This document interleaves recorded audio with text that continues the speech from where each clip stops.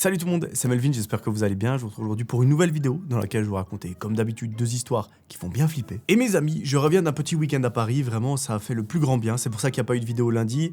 J'ai pris un petit peu de temps pour moi. Il y a eu beaucoup de visites, beaucoup de pas effectués, vraiment Paris c'est une ville où on fait 30 000 pas par jour sans même s'en rendre compte. Donc franchement, ça fait un bien fou. Merci beaucoup pour tous les retours qu'il y a eu sous la dernière vidéo, notamment sur le moment où je parle de la BD. Alors, on va faire un truc, parce que, en fait, dites-vous que la BD, moi je fais tout de A à Z à part les dessins. Je travaille avec un illustrateur, ça fait à peu près 1 an maintenant qu'on est dessus. Et en gros, mon taf à moi, ça a été d'inventer l'histoire, de faire tout ce qu'il y a autour de la BD. Le seul truc que je ne sais pas faire, c'est les dessins. Si c'était moi qui dessinais, ça serait une catastrophe. Et cette partie-là, eh bien, c'est un génie du dessin qui s'appelle Juan. Je vous le présenterai en temps voulu, vraiment, vous allez voir, c'est un mec incroyable. Et moi, en attendant, je travaille sur le packaging, sur comment est-ce qu'on imprime ça, parce qu'en fait, il n'y a pas de maison d'édition derrière. Et ça me fait penser à une question que j'aimerais vous poser. Alors, c'est un peu comme ça random, mais étant donné que je fais tout moi-même, je n'ai aucune idée de comment est-ce qu'on fait ça, comment est-ce qu'on prévoit le nombre de ventes, comment est-ce qu'on prévoit le nombre d'impressions qu'il faut faire. Alors oui, il y aura des précommandes, comme ça me donnera à peu près une idée de combien est-ce qu'il faut en imprimer. Mais si toi qui regardes la vidéo, tu es intéressé à acheter la BD dès qu'elle sort, n'hésite pas à me mettre un commentaire. Comme ça me donnera à peu près une idée. On est d'accord, ça veut pas dire grand-chose. Mais là, dites-vous que je suis dans la phase de me dire,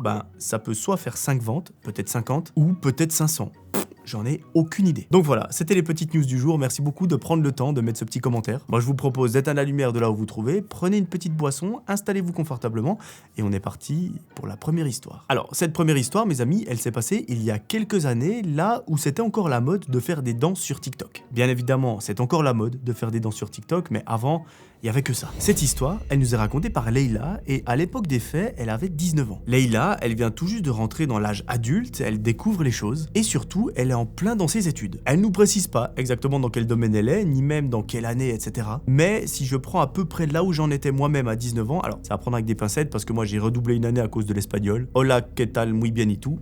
Voilà, c'est à peu près tout ce que je sais dire. Eh ben, à 19 ans, j'étais... Alors déjà, c'était quand 19 ans? C'était en 2016. En 2016, j'étais encore en apprentissage, c'est possible. Donc, j'imagine qu'elle doit être en première année d'université, si tout va bien. Au final, de grandes déductions pour pas grand-chose, parce que c'est pas ça qui va nous intéresser dans cette histoire, c'est plutôt ses activités. Alors déjà, elle nous explique un truc, c'est que d'un point de vue social, tout va pour le mieux pour elle. C'est le genre de personne qui a énormément d'amis et avec qui, lorsque vous sortez en ville ou même en soirée, elle dit bonjour à absolument tout le monde, vous arrêtez tous les 2 mètres. Mais parmi toute cette foule de personnes qu'elle connaît, il y en a une qui se démarque un petit peu des autres. Cette personne, bien évidemment, c'est sa meilleure amie. Sa meilleure amie, c'est absolument tout pour elle. Elles se connaissent depuis qu'elles sont toutes petites, elles ont les mêmes centres d'intérêt, elles font les mêmes études, elles sont carrément dans la même classe. Et pour la famille de Leïla, donc son père et sa mère, c'est leur 2e fille. Chaque fois qu'elles font une activité, c'est ensemble. Chaque fois qu'elles vont faire du sport, c'est ensemble. Chaque fois qu'elles vont à l'école, donc à l'université, c'est ensemble. Et même, parfois, ça leur arrive de partir en vacances ensemble. Donc, on peut presque dire que c'est 2 sœurs. Au début de l'histoire, on est dans une période un petit peu creuse pour Leïla.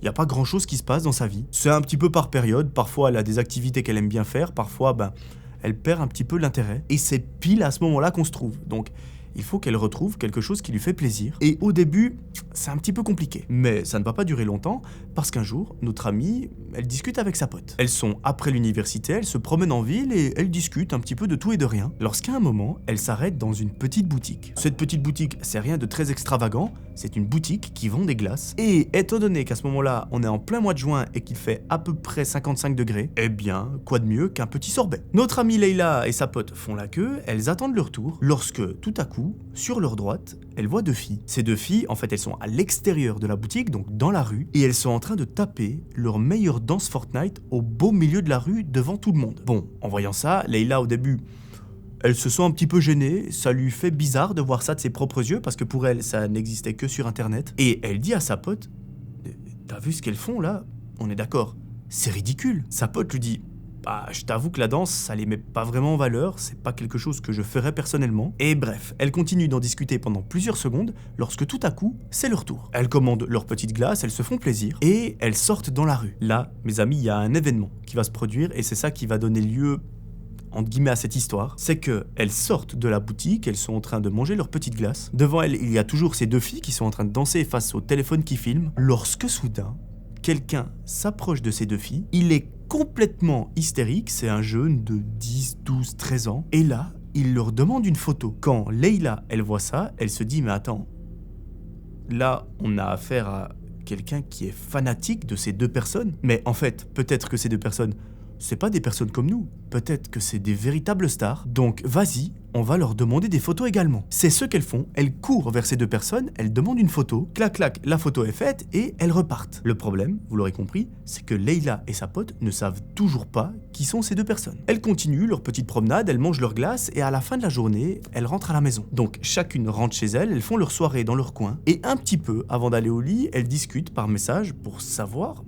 qui étaient ces personnes, et c'est là qu'un grand travail d'enquête commence. Après 30 minutes à chercher, elle tombe enfin sur le compte de ces deux personnes, et visiblement, ce sont des tiktokeuses assez connues. Quand elle voit ça, il y a un truc qui se passe dans la tête de Leila et de sa pote, elles se disent, bon, on est d'accord, les danses, elles étaient un petit peu ridicules, on va pas se mentir. Par contre, le fait d'avoir des gens qui nous adulent, le fait d'avoir des gens qui, je sais pas, nous apprécient parce qu'on danse, parce qu'on fait quelque chose sur les réseaux sociaux, eh bien, ça peut être intéressant. C'est là, mes amis, que cette idée, elle va donner naissance à un sacré concept. Dès le lendemain, nos deux amies créent un compte commun. Elles ont pour idée de faire comme la veille, d'aller acheter des glaces, d'aller acheter des produits et de les goûter face à la caméra. Vous l'aurez compris, elles vont faire ce qu'on appelle plus communément des dégustations et un jour, elles espèrent atteindre le même niveau de popularité que les deux personnes qu'elles ont vues danser dans la rue. Bon, à la base, ça devait être un compte commun, c'est-à-dire que les deux amies se filment en même temps et le compte est géré par les deux. Sauf que très vite, la balance, elle est pas équilibrée du tout. Leila, elle adore faire ça, tandis que sa pote, ça lui casse les couilles très rapidement. Elle mange un sandwich et une glace devant la caméra et franchement elle en peut plus. Donc elle fait comprendre à Leila et surtout elle le lui dit,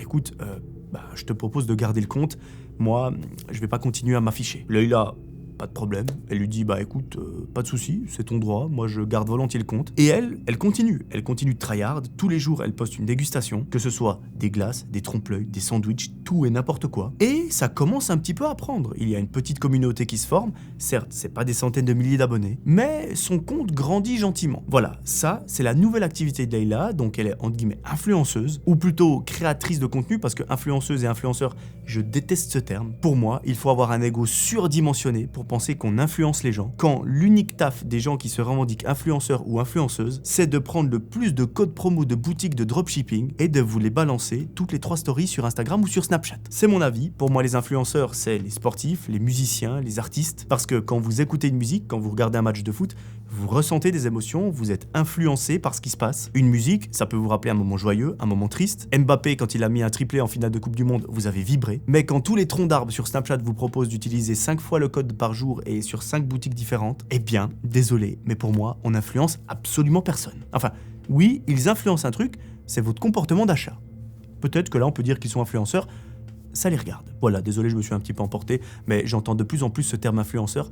Vraiment, ça m'emmerde. Moi, je me considère comme un créateur de contenu, je fais du contenu, je crée du contenu, et de temps en temps, je vous fais la promotion d'une marque, d'un produit, ou même d'un service, mais c'est pas mon activité principale. D'ailleurs, j'en fais très peu, alors que certains, c'est vraiment, ça y va, c'est 4 par jour. Enfin bref, tout ça pour vous dire que Leila, elle crée du contenu. Notre histoire, elle continue quelques semaines plus tard, lorsqu'arrive le moment des vacances, et bien évidemment, ces vacances, elle veut les passer avec sa meilleure amie. Les deux se retrouvent donc chez Leila, une soirée, pour pouvoir discuter de ce qu'elles vont faire, pour peut-être même réserver, et c'est exactement ce qui se passe à la lettre. Les deux amies se posent sur le lit de Leila, elles prennent leur ordinateur, elles recherchent des destinations, surtout au soleil où il fait chaud et à la mer. Et après de nombreuses discussions, beaucoup de négociations sur la destination, elles se mettent d'accord et elles réservent. Alors, elles vont pas à l'hôtel, elles ont pris un petit appartement, histoire de pouvoir être tranquille et surtout de pouvoir réduire un petit peu les frais. Le départ, il n'est pas dans 3 mois, il est dans 3 jours. Et donc, il faut commencer à préparer sa valise, à regarder ce qu'on prend avec, à peut-être faire un programme parce que c'est bien à la plage, mais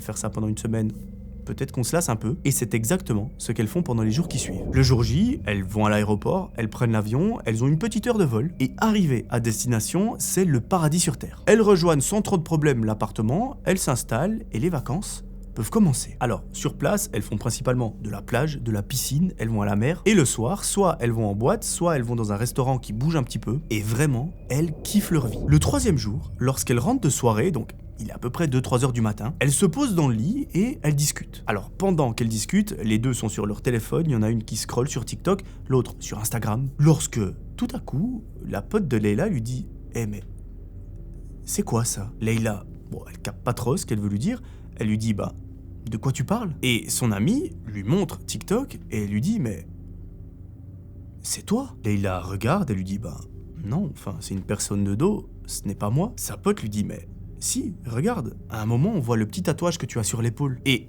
attends, mais c'est le village où on habite. Là, Leïla regarde de plus près et lui dit, mais attends, t'as raison. Mais attends, je comprends pas, ça veut dire qu'il y a quelqu'un qui m'a filmé quand j'étais en train de marcher dans la rue. Alors, il y a beaucoup de questions qui me viennent en tête.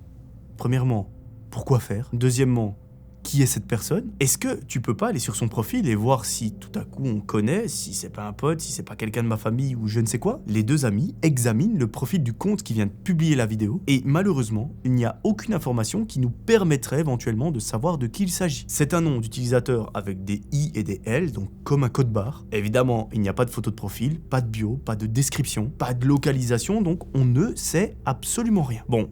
Pour l'instant, sur le compte, il y a une vidéo, c'est celle qu'elle vient de voir. Et sur cette vidéo, vous l'aurez compris, on voit Leïla qui marche dans la rue, visiblement elle est sur son téléphone, et c'est filmé par une personne qui la suit à quelques mètres derrière elle. Bon, l'ambiance est un petit peu chelou, Leïla elle arrive même pas à savoir exactement quand la vidéo a été prise, mais ce qui est sûr, c'est que c'était récemment. Bon, les deux amis en discutent, l'ambiance est un petit peu particulière parce que ce genre de contenu, ça ne sert à rien et c'est assez glauque, mais ma foi, elles ne peuvent strictement rien faire pour l'instant. Elles continuent de discuter pendant quelques minutes et à un moment, elles finissent par s'endormir. Bon, la nuit est assez courte, elles se réveillent assez tôt le lendemain histoire de profiter de la plage et pendant le reste des vacances, il n'y a rien qui se passe. Enfin, dans le sens, il n'y a pas de nouvelle vidéo qui est publiée. Elles, de leur côté, elles kiffent leurs vacances, elles font des sorties, elles vont en boîte et ce, jusqu'à la fin de la semaine. Malheureusement, arrive le jour où il est temps de rentrer à la maison, elles prennent l'avion, elles rentrent chez elles et là, pendant les premiers jours, rien ne se passe. Un soir, Leïla est chez elle, elle est en train de ranger sa chambre,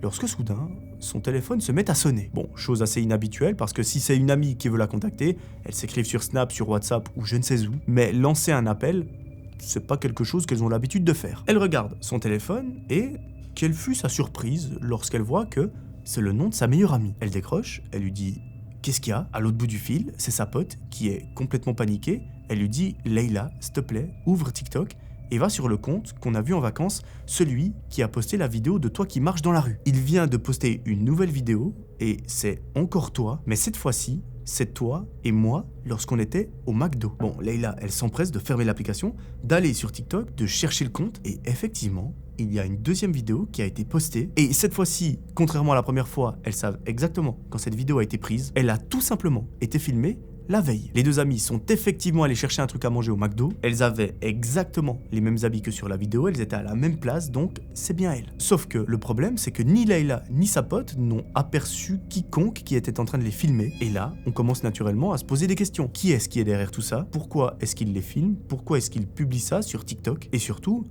est-ce qu'il leur veut quelque chose? Peut-être du mal ou je ne sais quoi? Ça, malheureusement, on n'a pas encore la réponse. Bon, là, Leïla, quand elle voit ça, naturellement, elle commence un petit peu à flipper parce qu'elle se dit « J'ai un fan, un abonné, un détraqueur, enfin je sais pas, un gars qui...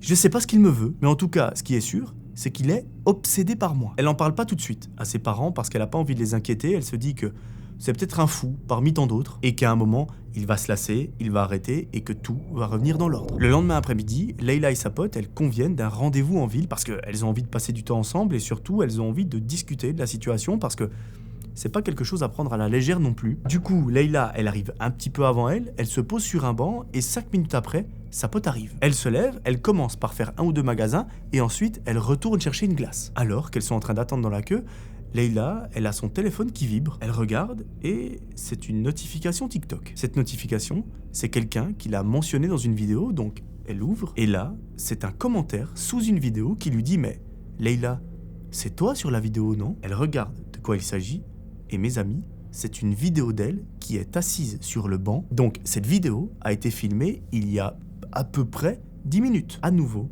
ni Leïla ni sa pote n'ont aperçu quelqu'un en train de les filmer. Là, ça commence vraiment à devenir chelou au point où Leïla, lorsqu'elle rentre à la maison, elle décide d'en parler à sa mère. Et bien évidemment, sa mère, elle prend les choses en main. Elle lui dit « Écoute, pour l'instant, les vidéos TikTok, je pense qu'il faut arrêter. Tu vis pas sur ça, c'est pas ton salaire, c'est pas ton métier, donc voilà, je pense qu'il faut faire une pause parce que je préfère t'avoir en vie à mes côtés sans abonnés plutôt que de savoir que tu as 1 million d'abonnés mais que tu as disparu à cause d'un fou furieux. Leïla, elle comprend tout à fait la réaction de sa mère et le fait qu'elle s'inquiète. Donc elle lui dit écoute maman, je te promets, je vais stopper un petit moment et on verra si les choses rentrent dans l'ordre. Bon, effectivement, cette pause des réseaux sociaux, ça semble avoir son effet. Dans le sens, Leïla n'a plus jamais été mentionnée sur TikTok, elle n'a plus jamais vu de vidéos qui la concernent, et ce, pendant 2 à 3 mois. Donc, on peut se dire, selon la logique, que le mec s'est lassé, qu'il a trouvé une autre cible ou je ne sais quoi, mais que dans tous les cas, Leïla, elle est tranquille. Au bout de 2-3 mois, un soir, sa mère se rend dans la chambre de Leïla et elle lui pose une question. Elle lui dit, ma chérie, écoute, ces derniers temps, avec ton père, on est pas mal resté ici parce qu'on avait envie de veiller sur toi. Cette histoire de stalker, ça nous inquiétait un petit peu. Est-ce que ça te dérange si papa et moi, on part ce week-end, prendre un petit peu de temps pour nous, faire un week-end en amoureux, histoire de se reposer et surtout de revenir en forme? Leïla lui dit, non, pas de souci, mais est-ce que ma meilleure amie peut venir dormir à la maison? Sa mère lui dit, bien évidemment, chez nous, c'est chez elle, elle fait comme elle veut. Vous avez la maison pour vous toute seule, nous on vous laissera un petit peu d'argent pour commander des pizzas ou commander à manger. Donc profitez de votre week-end, nous on va profiter d'une autre et tout le monde sera content. Trop bien, Leïla, elle est refaite, elle est aux anges, elle se dit qu'elle peut inviter sa pote à dormir ce week-end, qu'elles pourront faire la noce, et elle s'empresse de lui écrire un message. Bien évidemment, vous vous doutez de la réaction de son amie, elle est trop refaite, et elle accepte sans même réfléchir une seule seconde. Arrive le jour J. Nous sommes vendredi, Leïla, elle attend sa pote, il est à peu près 19h, pendant que sa mère et son père, eux, prennent la voiture et ils se barrent. Le plan, il est simple, Leïla attend son amie, une fois qu'elle est là, elle commande des pizzas et elle se tape le plus de films Harry Potter en une seule soirée. Vraiment, leur idée, c'est ce soir et demain soir, de taper toute la série, et c'est possible, il faut simplement vouloir regarder la télé assez longtemps. Vers 20h30, son amie arrive, elle commande les pizzas, elle se pose dans la chambre de Leïla, et une fois que la livraison est là, elle commence à regarder. Bon, elle passe le premier film sans problème, elle nous raconte qu'elles adorent. En plus de ça, regarder la télévision au chaud avec sa meilleure pote avec une pizza, il n'y a rien de mieux. Le deuxième, elle le regarde aussi sans problème, et là, on est déjà pas mal avancé dans la nuit. Elles sont au milieu du troisième, donc qui est un très bon film selon moi d'Harry Potter. Elles sont très concentrées sur ce qui se passe dans le film, lorsque soudain, le téléphone de Leïla se met à sonner. Bon, cette fois-ci, ça ne peut pas être sa meilleure pote parce qu'elle est à côté d'elle. Peut-être que c'est ses parents qui ont une question ou qu'ils ont oublié quelque chose ou je ne sais quoi. Elle le prend, elle décroche et elle n'a même pas vu le nom qui était affiché dessus. Et à l'autre bout du fil, il s'avère que c'est une autre amie à elle. Elle lui dit « Oui, salut, qu'est-ce qui se passe ?» Ce que sa pote va lui dire, mes amis, c'est absolument glaçant. Parce qu'elle lui dit « Écoute Leïla, ce n'est pas une blague, tu vas m'écouter, tu vas pas m'interrompre, mais je veux que tu fermes toutes les portes, tous les volets, tous les stores, toutes les fenêtres, tout ce qu'il y a chez toi. Et une fois que c'est fait, tu appelles les flics et tu leur dis de venir chez toi. » Leïla, elle comprend pas. Au début, elle croit à une blague. Elle lui dit « Mais arrête tes conneries. » Et sa pote lui dit « Leïla, je te promets, je ne rigole pas. Tu m'écoutes maintenant. Appelle les flics et surtout, mets-toi en sécurité. » Leïla, complètement paniquée, se lève du canapé. Elle regarde sa pote. Elle est toute tremblante. Et son amie, elle voit vite que quelque chose ne tourne pas rond. Leïla met le haut-parleur, comme ça sa pote peut entendre l'autre amie qui est à l'autre bout du fil, et c'est là que son amie qui est au téléphone lui explique pourquoi est-ce qu'elle lui dit ça. Elle lui dit « Leïla, crois-moi ou pas, mais il faut que tu me crois, il y a quelqu'un qui est en train de vous observer, toi et ta meilleure pote, à travers la putain de fenêtre de ton salon. Et tu as là une preuve que c'est bien réel, parce que comment est-ce que je saurais que ta meilleure pote est chez toi actuellement ?» Leïla, en entendant ça, elle regarde son amie, premier réflexe, elle regarde la baie vitrée du salon, et elle voit un truc qui potentiellement va dans le sens de son amie. En fait, les rideaux sont mal fermés, il y a un espace, donc une personne à l'extérieur pourrait voir à l'intérieur, et Leïla, elle lui dit « Mais attends,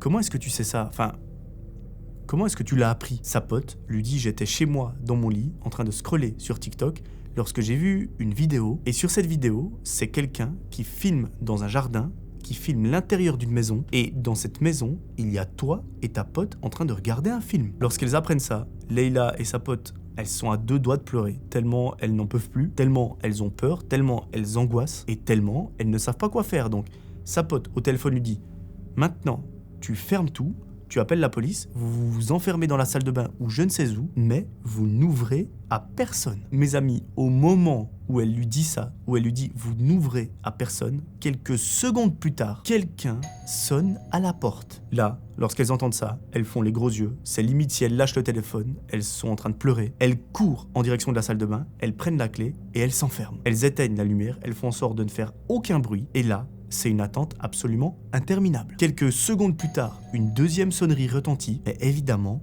les deux restent enfermés dans la salle de bain. Une fois enfermés, elle prend son téléphone, elle appelle les flics, elle leur dit « S'il vous plaît, par pitié, venez rapidement. Il y a quelqu'un qui nous veut probablement du mal, qui est en train de tourner dans le jardin, il vient de sonner à la porte. Il faut faire vite. » Évidemment, les policiers ne prennent pas ça à la légère, ils envoient une patrouille très rapidement, et ce n'est que 10 minutes plus tard, alors que c'est déjà assez long, mais 10 minutes plus tard, il y a une patrouille qui arrive, et là, ils encerclent la maison. À l'autre bout du fil, le policier confirme à Leila et sa pote qu'elles peuvent sortir de la salle de bain, que les policiers ont pris d'assaut la maison, et que visiblement, ils n'ont rien trouvé, que ce soit des objets ou même quelqu'un. Lorsqu'elles étaient dans la salle de bain, Leila a pris le temps d'aller sur le compte TikTok de la personne pour voir les vidéos, et effectivement, elle l'a vu sur la nouvelle vidéo publiée il y a quelques minutes, que la personne les filmait bien en train de regarder Harry Potter, donc qu'il y avait bel et bien quelqu'un dans le jardin. La police a bel et bien trouvé des empreintes dans le jardin, il n'y avait pas plus d'infos que ça. La personne s'est simplement contentée de filmer, elle n'a même pas touché la baie vitrée où on n'a pas pu avoir d'empreintes ou quoi que ce soit, ce qui rend l'enquête extrêmement difficile. Maintenant, il y a encore un chemin qu'on peut emprunter, c'est celle du compte TikTok, donc à savoir de remonter les connexions, de trouver l'adresse IP, etc. Mais même ça, ça n'a rien donné. Il y a un endroit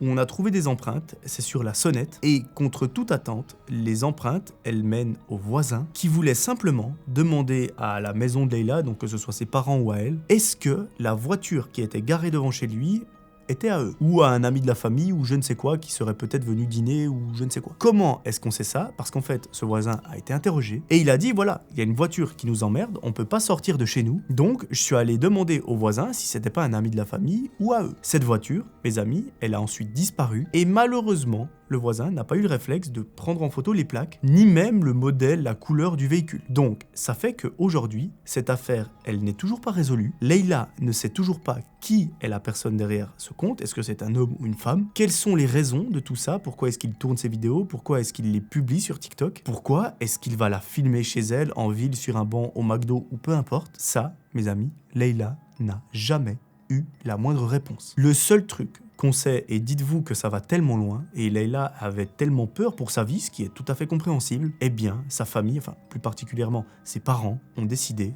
de déménager. Ils ont également supprimé, avec l'accord de Leila, le compte TikTok, afin de rendre leur fille parfaitement anonyme, et ils ont déménagé assez loin, histoire qu'ils puissent reprendre une vie normale, parce que à tout moment, ça pouvait dégénérer, donc ils ont préféré prendre des mesures. Ce qui est, je pense, très bien. J'ose pas imaginer ce que ça doit faire d'avoir quelqu'un de fou comme ça. Vraiment, ça doit être absolument terrible à vivre. Je pense que les parents ont bien agi. Alors après, déménager, c'est toujours compliqué parce que du coup, vous changez d'endroit, vous perdez tous vos repères, vous devez construire une nouvelle vie avec un nouvel entourage, etc. Et quand on a 19 ans, ça peut être très compliqué à vivre. Enfin, je pense que c'est très compliqué à vivre. Mais quand ça touche à la sécurité, je pense que c'est la bonne décision. Malheureusement, on n'a jamais mis la main sur cette personne qui est derrière ce compte. J'espère qu'un jour ils vont le trouver. Après, j'ai peu d'espoir parce que je sais que ce genre d'enquête, si la personne s'y connaît bien, elle peut faire en sorte que ce soit pas intraçable, mais presque. Oui, il y a toujours des adresses IP, des machins, mais il suffit d'utiliser je ne sais combien de services qui sont dans des pays qui n'acceptent pas de transmettre aux autorités. Enfin,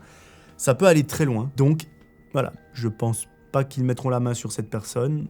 C'est dramatique, mais ce qu'on est content de savoir, c'est que Leila et sa famille sont aujourd'hui en sécurité, enfin, j'espère qu'ils le sont. Voilà, c'est la fin de cette première histoire, j'espère qu'elle vous aura plu, j'ai trouvé très intéressante parce qu'on n'a pas le fin mot de l'histoire, on n'a pas la chute, qui est-ce qui était derrière ça? Est-ce que c'est quelqu'un qu'elle connaît? Est-ce que c'est un fan? Est-ce que c'est quelqu'un qui lui veut du mal? On ne sait pas, et j'ai envie de dire presque que c'est peut-être mieux de ne pas savoir. Voilà, j'espère que cette histoire vous a plu, reprenez une petite boisson, un petit truc à manger, réinstallez-vous confortablement, et on est parti avec la deuxième. Cette deuxième histoire, mes amis, c'est celle de Quentin. Alors, Quentin, dans sa vie, on va dire que tout va pour le mieux. À l'exception d'un truc, mais ça je vais vous en parler juste après. D'un point de vue études, il a bientôt fini, donc tant mieux, il en a un petit peu marre. Dans sa famille, tout va bien, sa santé, elle suit. D'un point de vue emploi, ça va, parce qu'il travaille dans un petit job d'étudiant sur le côté. Il a économisé un petit peu d'argent, et d'ailleurs, on va en parler juste après. Il y a un endroit où ça va pas pour le mieux, c'est d'un point de vue relation amoureuse. Quentin, il nous raconte que récemment, il a vécu une rupture qui était très difficile, parce que c'était avec quelqu'un avec qui il a passé de nombreuses années, et forcément, lui, il voyait sa vie avec, il se voyait avoir des enfants avec, acheter une maison, et tout ça, c'est un petit peu écroulé du jour au lendemain. Bon, je pense qu'on est tous passés par là, une désillusion, ça peut arriver. L'essentiel, c'est de savoir comment est-ce qu'on gère la chose, émotionnellement, et comment est-ce qu'on va rebondir. Eh bien, je pense qu'on est absolument tous différents. Personnellement, je suis en boule pendant plusieurs semaines. Dans certaines histoires, ça peut être carrément pendant plusieurs mois, parce que tu te dis, attends, mais cette personne, moi je me voyais bien avec, au final, ciao. Et je connais à l'inverse des personnes qui en ont, on a l'impression qu'ils en ont rien à foutre, on peut dire ça comme ça. Quentin, sa façon à lui de gérer la chose, c'est, entre guillemets, de se retirer un petit peu de la civilisation. C'est-à-dire qu'il ne parle plus trop à ses potes, à sa famille, il n'interagit plus sur les réseaux sociaux, donc il se coupe un petit peu du monde. Et ça, à un moment, ça commence à inquiéter son meilleur pote. Il lui dit, gros, ça fait des semaines qu'on t'a pas vu, ça fait des semaines que t'as pas répondu à mes messages, et à un moment, il faut quand même faire un effort. Quentin, il lui explique encore une fois la situation, parce qu'il lui a déjà expliqué que voilà, ils s'étaient séparés, qu'il était pas bien. Son pote, il comprend la situation, mais il lui dit, mec, en fait, t'enfermer, et ça, je pense sincèrement que c'est vrai,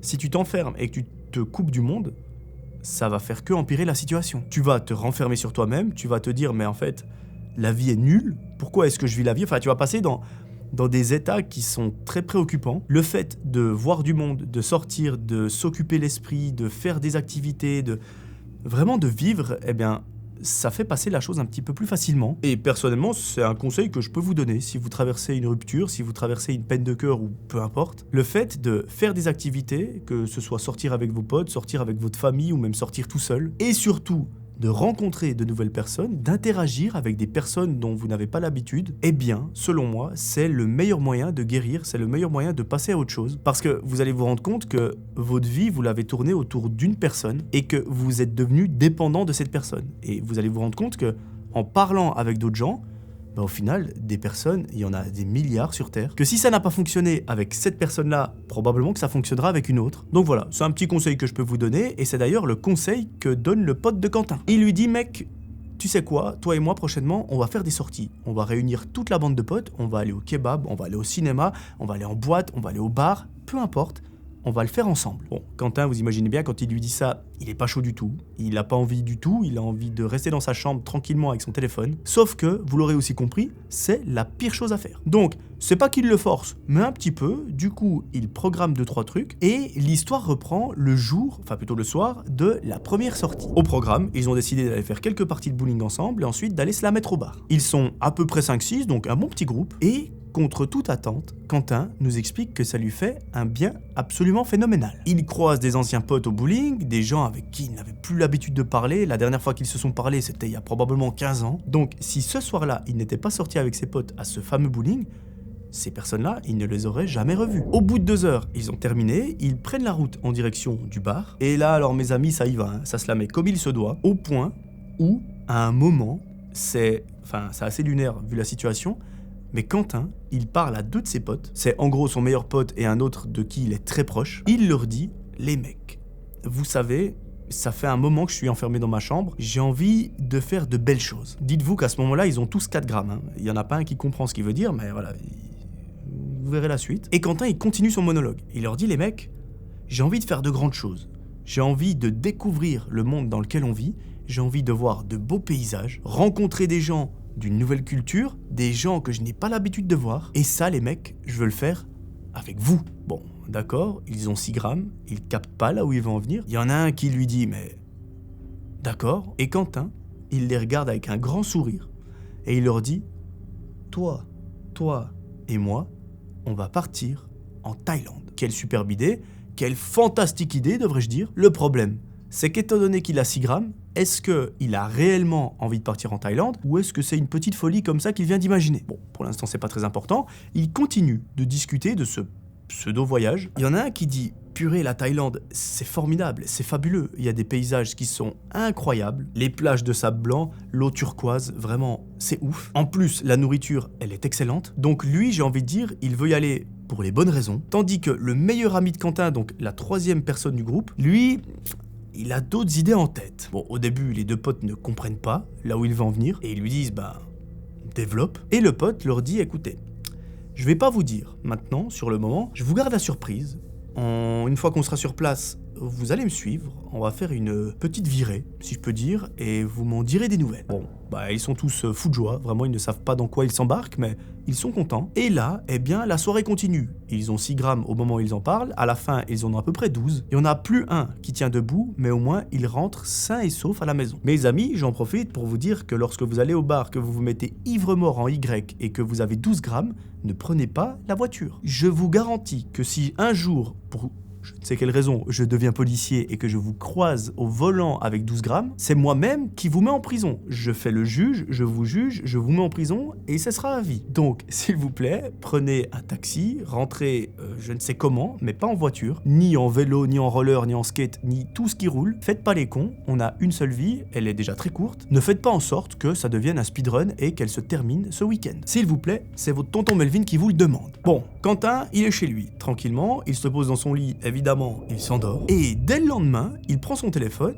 et il se souvient qu'ils ont discuté d'un potentiel voyage en Thaïlande. Il écrit un message sur le groupe WhatsApp et il dit les mecs, ce voyage en Thaïlande, on le fait vraiment ou c'était juste pour déconner? Et ses 2 potes, ils sont grave chauds. Ils lui disent non mec, on va vraiment partir, il faut qu'on définisse une date et on part tous les 3. Bon, tant mieux, ça lui fera voir de nouvelles choses, ça lui fera découvrir une nouvelle culture et surtout, ça lui fera penser à autre chose que sa rupture. Pendant plusieurs mois, on n'a plus de nouvelles de Quentin et de ses potes. La seule chose qu'on sait, c'est qu'ils continuent de faire des sorties ensemble, histoire de un peu changer l'esprit de Quentin, de le remettre sur la bonne pente, histoire qu'il reprenne un peu sa vie en main et que tout aille pour le mieux. Mes amis, l'histoire reprend le jour J, le jour où toute cette fine équipe se barre en Thaïlande. Alors, je vous explique un petit peu comment ils s'y sont pris. Et ils ont réservé sur une plateforme un hôtel, alors c'est pas l'hôtel de luxe, c'est pas une grande chaîne qui est très réputée, qui est très connue. C'est un hôtel très local, donc c'est un petit truc dans une petite ville. Il y a pas beaucoup de chambres, mais en même temps, l'idée c'est pas d'aller dépenser une fortune dans l'hôtel parce qu'ils vont y passer simplement la nuit. La journée, ils veulent faire des activités, donc voilà, ça sert à rien de prendre un hôtel qui coûte 500 balles par jour. Et d'un point de vue billet d'avion, ils ont pris avec une compagnie qui est assez réputée, ils ont pris des sièges l'un à côté de l'autre, donc ça, tout va bien. Le truc, c'est que sur place, ils n'ont aucune idée de ce qu'ils vont faire. Ils ne savent pas les activités qu'il y a sur place, et encore moins où trouver l'information. Ils vont trouver probablement avec internet une fois sur place, mais dites-vous qu'ils partent un petit peu à la zeub. Ça veut dire qu'ils ont un hôtel, c'est tout. Vous allez me dire, c'est déjà mieux que rien. Bon, il faut voir l'équipe à l'aéroport. C'est un vrai sketch. Il n'y en a aucun qui a pris l'avion jusqu'à maintenant, c'est-à-dire qu'ils ne savent même pas comment on fait pour prendre un avion à l'aéroport. Et le problème, mes amis, c'est que maintenant vous connaissez à les connaître, ils aiment bien boire, et du coup, avant de prendre l'avion, avant d'embarquer, de trouver la porte, de passer la sécurité, etc., ils vont se la coller dans un petit restaurant de l'aéroport. Ce qui fait que, étant donné qu'ils ne savent pas comment on s'y prend dans un aéroport, c'est-à-dire de passer la sécurité, trouver la porte, eh bien, lorsqu'on a 4 grammes, c'est encore pire. Heureusement, et ça je ne sais pas comment ils ont fait, parce que la sécurité, ils sont quand même assez chauds pour vous voir dans les aéroports, ils ont réussi à passer la sécurité et à embarquer dans l'avion avec approximativement 5 grammes chacun. C'est une belle performance, ne le faites pas, parce que vous avez des probabilités quand même qui vous disent « vous ne rentrez pas », mais eux ont réussi, donc tant mieux pour eux. C'est un petit peu dangereux. Ils embarquent dans l'avion et c'est parti pour un vol absolument interminable. Mais au bout de plusieurs heures très très longues, ils arrivent enfin dans le pays. Alors là, c'est un changement absolument radical. Eux qui habitent dans un pays où il ne fait pas très chaud de base, lorsqu'ils foutent un pied en dehors de l'avion, ils sont presque écrasés par la chaleur. Mais c'est un excellent signe parce que ça veut dire que les vacances peuvent enfin commencer. Bon, première étape, sortir de l'avion. C'est fait, ils arrivent dans l'aéroport. Deuxième étape, récupérer les bagages. Ça, c'est une autre histoire. Ils suivent les gens, ils arrivent vers le tapis où il y a toutes les valises, ils sortent les leurs. Et maintenant, dernière étape, qui n'est franchement pas la plus simple, trouver l'hôtel. Enfin, pas trouver l'hôtel, mais rejoindre l'hôtel. Et ça, quand vous parlez anglais un petit peu approximativement et que vous n'avez pas connaissance de la langue locale, c'est une mission un petit peu périlleuse, si je peux dire. Ils arrivent, grâce à des services de traduction, à trouver un taxi pour pouvoir se rendre à l'hôtel. Et là, il y en a pour 40 minutes de route. Arrivés dans la rue où se trouve l'hôtel, ils remarquent que c'est une rue extrêmement fréquentée, que l'hôtel, bon, il avait quand même l'air un petit peu mieux sur les photos, mais c'est pas dramatique parce que de nouveau, ils vont simplement y dormir. Ils se rendent à la réception, ils comprennent rien à ce que le mec leur dit. Ils reçoivent chacun la clé de leur chambre parce qu'en fait, ils ont pris des chambres séparées. Ils montent à l'étage et ils s'installent. Évidemment, les chambres, c'est pas luxueux, c'est un petit peu rustique, mais ça fera l'affaire. Quentin, à peine les pieds mis dans la chambre, il pose ses affaires sur le meuble, y compris son porte-monnaie, son passeport, les clés de la chambre, parce que oui, dans une chambre, il y a toujours 2 cartes. Donc en gros, vous avez un petit étui avec le numéro de la chambre qui est noté dessus, 2 cartes magnétiques, comme ça si vous en perdez une, au moins vous avez l'autre. Il défait sa valise, il range ses affaires, il s'installe, il fait comme chez lui, et là, une fois qu'il a terminé, il retrouve ses potes derrière la porte, histoire de pouvoir aller découvrir un petit peu la ville. Bon, une fois à l'extérieur, une fois dans la rue, ils savent pas où aller. C'est bondé de monde, et dans le groupe, il y en a un qui s'impose un petit peu plus que les autres. Il joue le rôle de leader, et à un moment, il s'arrête, il les regarde, et il leur dit « Vous vous souvenez, je vous ai parlé d'une quête annexe que je voulais faire lorsqu'on était au bar. Suivez-moi. Enfin, on va pas la faire maintenant.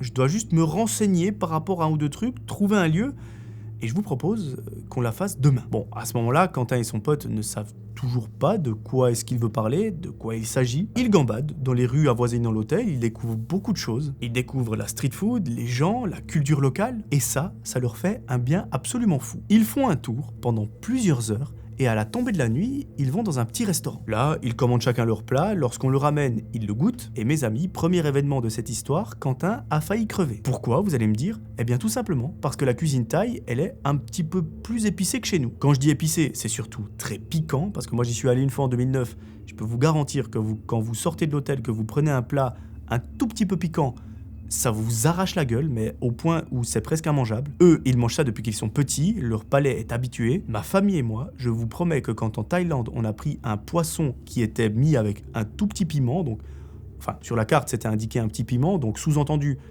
c'est pas très fort. On avait la gueule en feu, je vous promets, pendant 3 heures. C'était un truc de fou, au point où on a dû renvoyer le plat parce que c'était juste imbouffable. Donc ça, Quentin, il était pas au courant. Lui, il a pris un plat avec 2 piments, voilà, je peux vous garantir qu'il a failli passer. Et vous allez voir qu'il est pas au bout de ses peines. Premier soir, ils font pas très fort. Ils rentrent à l'hôtel assez tôt parce que voilà, ils ont quand même le décalage horaire, ils ont eu le vol qui était très long qui les a fatigués. Ils se posent chacun dans leur chambre et ils finissent par s'endormir. Bon, le lendemain, ils se lèvent comme des sacs vers midi. Ils se retrouvent dans le hall de l'hôtel et là, eh bien, le fameux leader entre guillemets du groupe leur dit bon, les mecs, j'espère que vous êtes prêts à passer un excellent moment. Quentin et son pote, je vous rappelle, ils ne savent toujours pas de quoi il veut parler. Le mec se met comme ça, il leur dit « Suivez-moi ». Alors, les 3 sortent de l'hôtel, ils vont dans les rues, ils gambadent. Lorsqu'à un moment, son pote s'arrête. Quentin et son pote se regardent, ils comprennent toujours pas. Et là, le mec dit « Les gars, on est devant quoi là ?» Quentin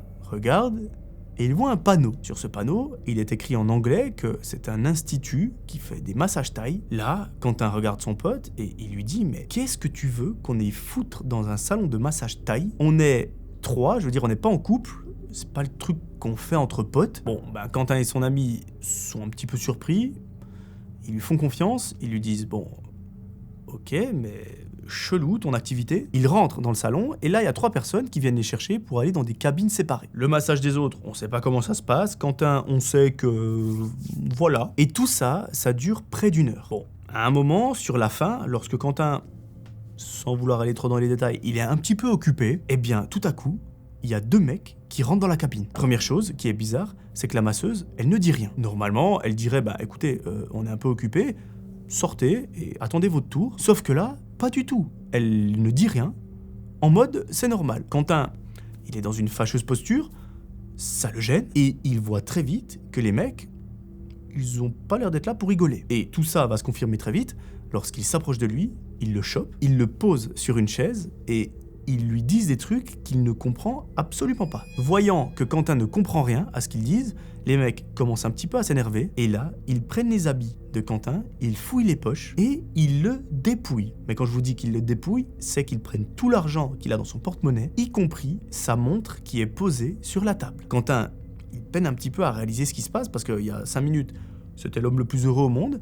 Là, eh bien, c'est une situation particulière. Il comprend très vite que ces 2 mecs, en réalité, ils ont l'air de connaître la masseuse parce que elle ne dit rien et elle rigole avec eux. Donc, il est vraiment choqué. À un moment, ces 2 gars sortent de la cabine et là, la masseuse agit en mode on continue. Quentin, vous imaginez bien, il a tout sauf envie de continuer. Donc, il prend le peu d'affaires qui lui reste, il se rhabille et il sort de la cabine. Là, il retrouve ses 2 potes qui sont autant traumatisés que lui parce que eux aussi viennent de se faire dépouiller. Et ce qui, à la base, devait être un voyage relativement cool, s'est transformé en chose un petit peu particulière. Ils sortent presque en courant de la boutique, ils essayent de partir loin, histoire que on les suive pas ou quoi. Et là, ils remarquent qu'on leur a volé beaucoup de choses. Concrètement, tout l'argent liquide qu'ils avaient dans leur porte-monnaie, la montre de Quentin, il y en avait un qui avait un bracelet, ils l'ont carotte aussi, mais au moins, ce qui est bien, c'est que les papiers d'identité, ils les ont encore, donc j'ai envie de dire, c'est un peu la chose la plus importante. Ils se remettent de leurs émotions, l'ambiance, vous imaginez bien, elle a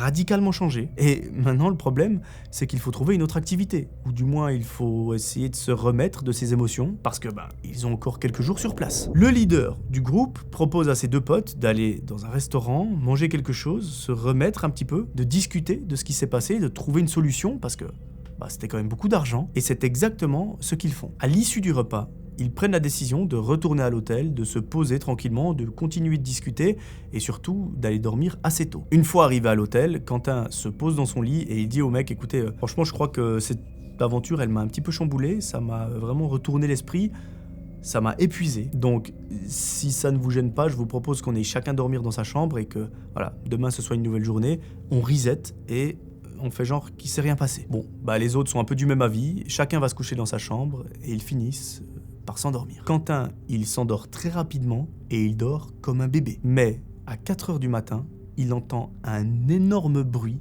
qui provient du couloir et en réalité, ça vient pas du couloir. Donc lui, il se réveille en sursaut et en réalité, lorsqu'il se concentre un petit peu sur ce bruit, il se rend très vite compte que ça ne vient pas de l'extérieur ni du couloir, mais que visiblement, ça provient de la porte de sa chambre. Quand je vous dis ça, c'est vraiment tout va extrêmement vite, en moins de 3 secondes à peu près. Ce bruit, en fait, c'est quelqu'un qui ouvre la porte de sa chambre et juste avant ça, il a entendu un tout petit clic. Sur le moment, il capte pas ce qui se passe, vraiment ça va beaucoup trop vite pour lui, en plus il a la tête dans le cul, il vient de se réveiller. Vu tout ce qu'il a vécu pendant la journée, c'était quand même beaucoup émotionnellement, mais là, on dirait que ça recommence. Il y a quelqu'un qui vient d'entrer brusquement dans sa chambre et le problème, c'est que cette fois-ci, ce n'est pas pareil que l'après-midi. Déjà, la personne, il ne voit pas de qui il s'agit parce que c'est une silhouette, c'est une ombre. La seule chose qu'il voit, et ça il le distingue clairement, c'est que cette silhouette, elle tient une arme à feu. Qui, plus est pointée sur lui. Donc, il ne fait pas le malin, il lève les mains, et là, la personne lui parle. Sauf que bien évidemment, Quentin ne comprend rien, et on lui allume une lampe de poche en pleine gueule. Il est complètement ébloui, et au bruit qu'il entend dans la chambre, il se rend très vite compte qu'en réalité, il n'y a pas une personne, mais bel et bien deux. Pendant que l'une des personnes l'éblouit et pointe son arme sur lui, il y en a une qui fait le tour de la chambre et qui fouille toutes ses affaires. Quentin comprend très vite qu'il est en réalité en train de se faire braquer une deuxième fois et que si, lui, il se fait braquer, peut-être que ses potes vont y passer aussi. Sauf que cette fois, il faut pas faire le malin. Le mec, il tient un gun, à tout moment, il y a une balle qui part et à tout moment, c'est un 1997-2026. Donc, il coopère, même si, il comprend pas ce qu'ils disent. Lorsque les deux mecs ont fini de fouiller toute la chambre de Quentin, ils s'éclairent le visage et ils lui font un signe en mode « tu parles, t'es mort ». Là, une fois que les deux personnes sont sorties de sa chambre, Quentin est littéralement choqué, il est pétrifié, il ne peut plus parler ni même penser et c'est au bout de 5 minutes que son corps se débloque. Il court en direction de la chambre de ses potes, il tape à la porte, histoire qu'il rouvre, et là, il se rend très vite compte que, visiblement, c'est le seul à s'être fait braquer. Il continue de bourriner la porte de son meilleur ami, celui-ci vient lui ouvrir et lui dit « mais mec, qu'est-ce que tu fais ?» Quentin ne cherche même pas à lui répondre, il entre dans la chambre, il ferme la porte derrière lui et il lui dit « mec, ils sont revenus, ils viennent de me braquer et il avait un gun dans la main. » Là, son pote émerge très vite du sommeil parce que la situation est très grave et ils lui disent « mais attends, comment ça ? Comment est-ce qu'ils ont pu entrer dans ta chambre ?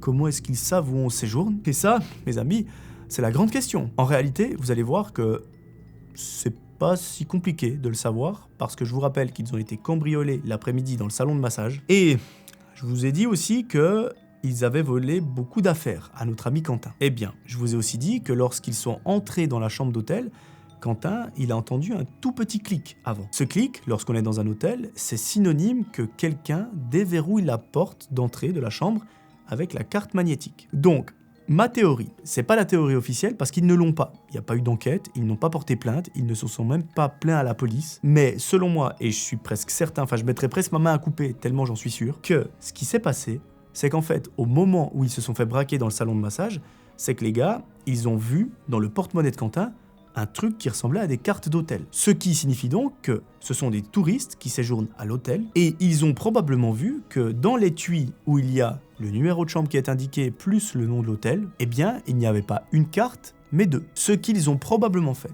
c'est qu'ils ont pris une des cartes, ils ont retenu le numéro de l'hôtel ainsi que le numéro de la chambre, et ils ont laissé la deuxième carte dans l'étui. Quentin, étant donné qu'il était sous le choc, il n'a pas vu qu'une des cartes de l'hôtel avait disparu. Il s'est dit, c'est bon, j'ai encore la carte de mon hôtel, je vais pouvoir rentrer dans ma chambre, me reposer, et c'est bon. Donc, ils l'ont dépouillé de son argent, de sa montre, plus de la carte de sa chambre, et c'était absolument open bar pour eux. Ils savaient le numéro, l'hôtel, la rue, et ils avaient la carte pour entrer. C'est un peu comme si quelqu'un a la clé de chez vous, l'adresse et un peu votre emploi du temps. Et ils en ont donc profité pour venir en plein milieu de la nuit pour le redépouiller parce qu'ils se sont peut-être dit « Attends, mais il avait de l'argent sur lui, c'est que probablement dans sa chambre d'hôtel, il en a encore plus. » Et ça, malheureusement, ça n'a pas loupé. Ils sont revenus au beau milieu de la nuit, il s'est fait foutre en l'air une deuxième fois, mais cette fois-ci, ça a été le seul parce que les autres, eux, ils ne se sont pas fait voler la carte. Autant vous dire que ce voyage, ça a été une catastrophe de A à Z, donc c'était juste terrible. Est-ce que Quentin, ça l'a fait penser à autre chose que sa rupture? Probablement. Est-ce que c'est une bonne chose? J'aurais peut-être préféré qu'il pense à sa rupture, plutôt que de vivre ça à l'autre bout du monde. Maintenant, attention, ne vous dites pas qu'il a vécu ça, donc je ne vais jamais aller en Thaïlande.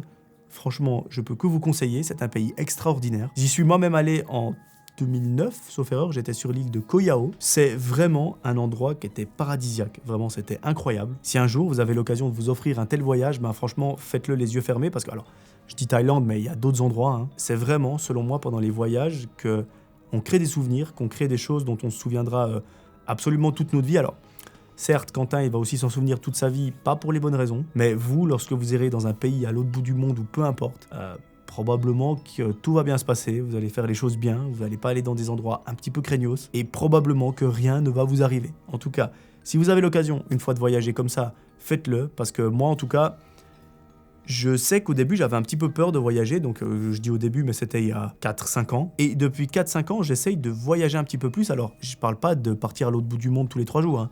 Bien évidemment, ça coûte la peau du cul. Mais typiquement, le fait d'aller en France, d'aller à Paris, d'aller voir mes potes à Cannes, etc., ça fait que j'en apprends beaucoup sur moi-même parce que vous êtes livré à vous-même, vous voyez des choses que vous ne connaissez pas, vous partez en fait dans l'inconnu. Et moi, ça c'est quelque chose qui m'a beaucoup appris dans la vie, c'est quelque chose qui m'a fait beaucoup de bien aussi. Et il n'y a pas forcément besoin d'aller en Thaïlande ou je ne sais quoi, mais rien que le fait de partir dans une ville, dans votre pays que vous ne connaissez pas, ça peut déjà changer beaucoup de choses. Donc voilà, c'est un petit conseil que je peux vous donner si une fois vous avez l'occasion et que vous avez l'argent pour voyager, selon moi, c'est la meilleure chose pour créer des souvenirs, c'est la meilleure façon d'investir son argent. Alors, vous n'investissez pas à 8% par année, ça veut dire que vous n'allez pas gagner d'argent, mais vous allez gagner beaucoup plus que de l'argent, vous allez gagner de l'expérience, vous allez gagner des souvenirs, et ça, pour moi, ça vaut tout l'or du monde. Voilà, je sais pas si vous partagez ce point de vue, je voulais vous en faire part parce que pour moi, c'est quelque chose d'important. Depuis que je bouge plus, depuis que je voyage un petit peu plus dans d'autres pays qui sont juste à côté du mien, franchement, j'ai l'impression d'avoir changé. Donc, je ne peux que vous le recommander. En tout cas, merci beaucoup de m'avoir écouté. Merci d'avoir regardé cette vidéo. Je vous rappelle, dites-moi dans les commentaires, dites-moi par message ou peu importe si la BD vous intéresse. Comme ça, j'aurai une grossière estimation de ce que ça va représenter. J'en apprends tous les jours avec cette BD. Vraiment, c'est un truc passionnant à faire. C'est extrêmement compliqué, mais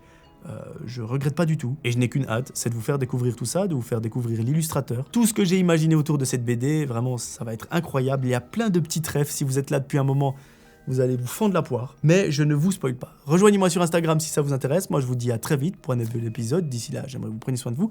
C'était Melvin. Ciao tout le monde.